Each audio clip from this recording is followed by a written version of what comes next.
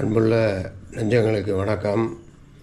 இன்றைய தினம் மகாலட்சுமி சமையல் முறைகள் செய்யப்படும் டிஷ் எண்ணெய் கத்திரிக்காய் வறுவல் செய்முறை விளக்கத்தினை தொடர்ந்து பார்ப்போம்.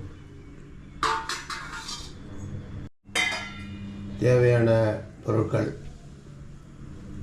வரமிளகாய் 2, தேங்காய், சோம்பு, சீரகம், மிளகு, பூண்டு, தேங்காய். அடுத்து இப்போ எண்ணெய் ஊற்றி கடுகு உளுந்தம்பருப்பு,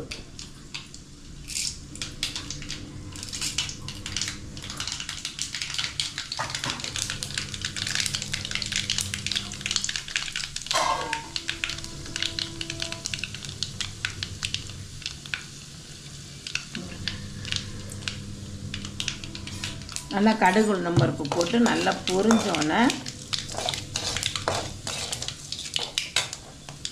இந்த எண்ணெய் கத்திரிக்காயை போடணும்.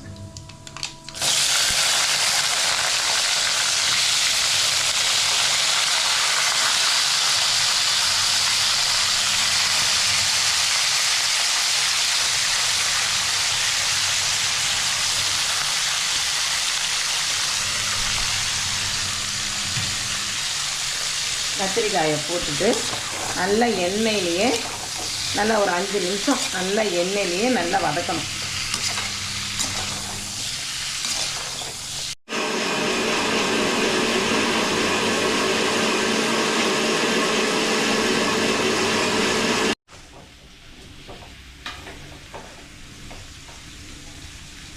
அதுக்கப்புறம் மஞ்சத்தூள்,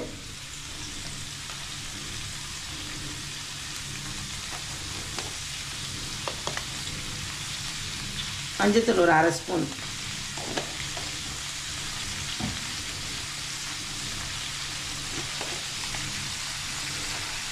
மிளகாத்தூள் ஒரு சின்ன இதில் ஒரு 2 ஸ்பூன்,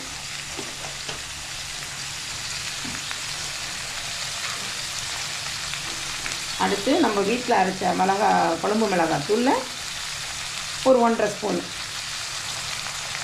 2 ஸ்பூன் போட்டுக்கலாம்.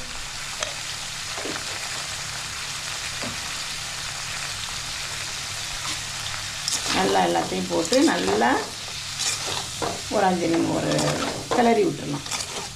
எல்லா மசாலாவும் கத்திரிக்காயோட நல்லா போய்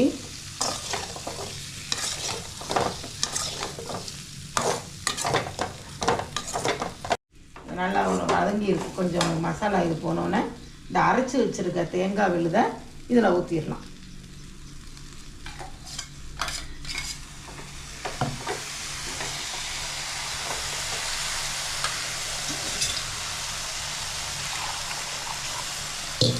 அதுக்கப்புறம் நமக்கு தேவையான அளவு அப்படியே தண்ணியை ஊற்றி கலக்கி ஊற்றிடலாம்.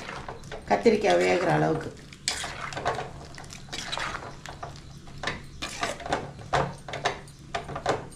எப்போதும் ஒரே மாதிரி செய்யாமல் இப்படி மாற்றி மாற்றி செஞ்சால் கொஞ்சம் நல்லாயிருக்கும்.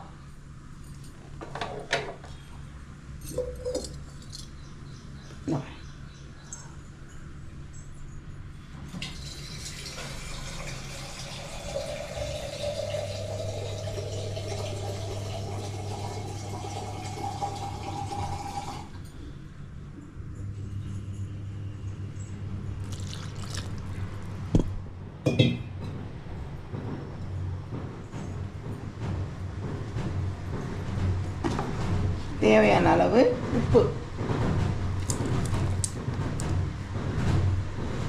அவ்வளோதான்.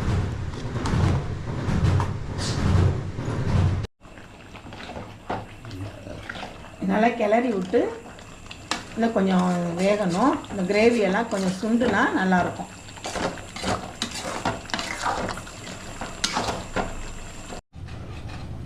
கத்திரிக்காய் நல்லா தண்ணியெல்லாம் சுண்டி நல்லா வாசமாக இருக்குது.